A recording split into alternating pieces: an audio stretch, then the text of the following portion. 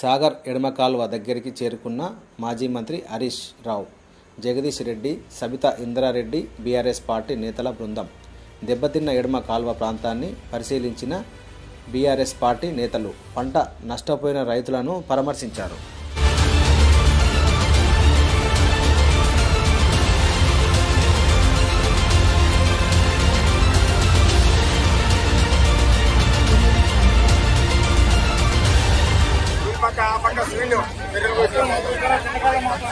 పోలేరు కాబట్టి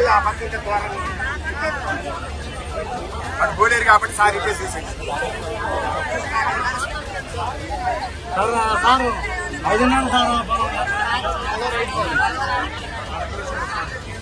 ఆ నీళ్ళు తీసుకుపోయినప్పుడు సీల్ చేసి పడేశారు. బిల్డింగ్ పెట్టి సీల్ చేసి తీసుకుపోయారు. మళ్ళీ వాటిని రీఓపెనింగ్ చేయకుండా నీళ్లు వదిలేశారు.